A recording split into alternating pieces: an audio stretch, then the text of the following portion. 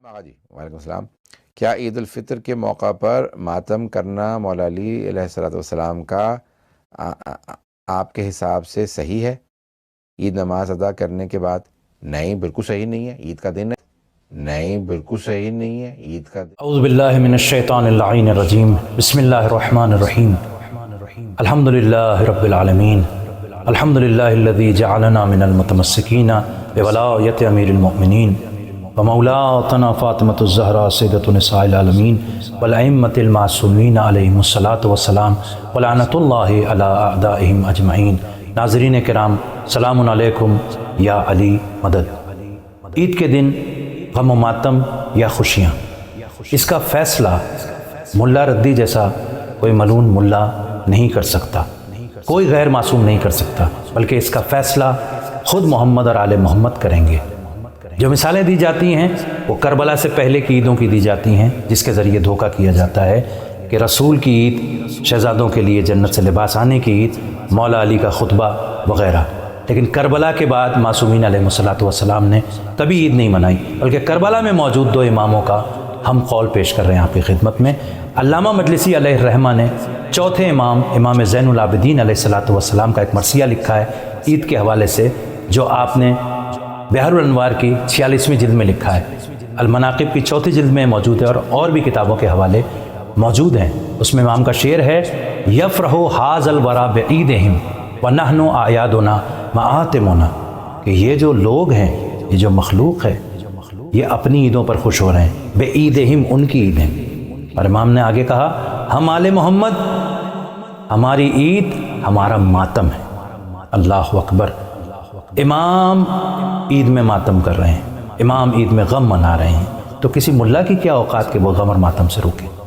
پانچویں امام، آپ بھی کربلا میں موجود تھے۔ کربلا کے بعد آپ ارشاد فرماتے ہیں اپنے ایک صحابی عبداللہ ابن دینار سے، یا عبداللہ ما من عید للمسلمین اضحی ولا فطر الا وہو یجدد لآل محمد فیہ حزنا۔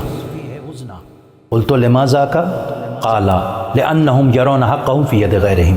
اے عبداللہ ابن دینار، کوئی مسلمانوں کی عید اضحیٰ و عید فطر نہیں آتی، مسلمانوں کی عید کہہ رہے ہیں مولا، مگر یہ کہ ہم آل محمد کا غم اس میں تازہ ہو جاتا ہے، اس کی تجدید ہو جاتی ہے۔ اس کا مطلب غم پہلے سے موجود ہوتا ہے، لیکن عید اضحیٰ میں اور عید فطر میں تازہ ہوتا ہے خاص طور سے۔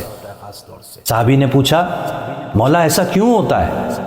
آپ نے ارشاد فرمایا، اس لیے کہ آل محمد یہ دیکھتے ہیں کہ ان کا حق غیروں کے ہاتھ میں ہے۔ تو اب آپ یہ بتائیے کہ آج کیا حق آل محمد کو مل گیا؟ کیا امام زمانہ کا ظہور ہو چکا؟ تو پھر آپ کیسے کہہ سکتے ہیں عید کی خوشیوں کے بارے میں؟ اور یہ کوئی عام حدیث نہیں ہے کہ اس کے بارے میں کسی کو پتہ نہ ہو، یہ چھپائی ہوئی حدیث ہے، کافی میں موجود ہے۔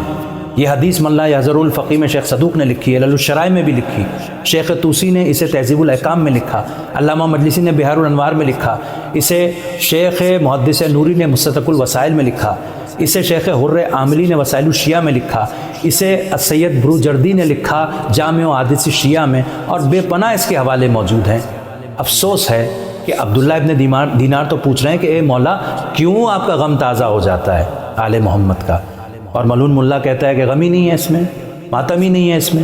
شرم آنی چاہیے کہ مولا کی حدیث کی مخالفت صاف صاف کر رہے ہیں۔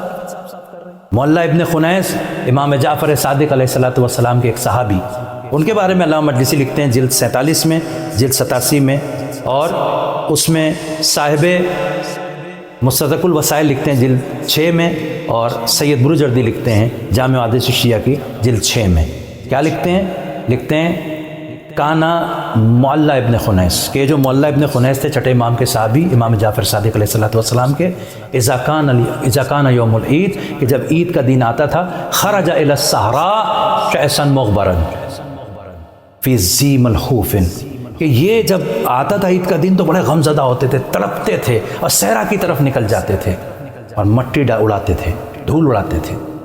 پھر کہتے ہیں کہ جب خطیب ممبر پہ جاتا تھا تو پھر یہ اپنے دونوں ہاتھ بلند کر کے یہ کہتے تھے، اللہم ھذا مقام خلفائک و اصفیائک و مواضع امنائک، اے میرے اللہ، یہ جو ممبر پہ خطیب غاصب ملعون یہ آ کے خطبہ دے رہا ہے، یہ خطبہ دینے کا حق تو تیرے خلفاء کا ہے، یہ مقام تو تیرے خلفاء کا ہے، تیرے اصفیاء کا ہے، اور جو تیری توحید کے امین ہیں ان امنا کا ہے۔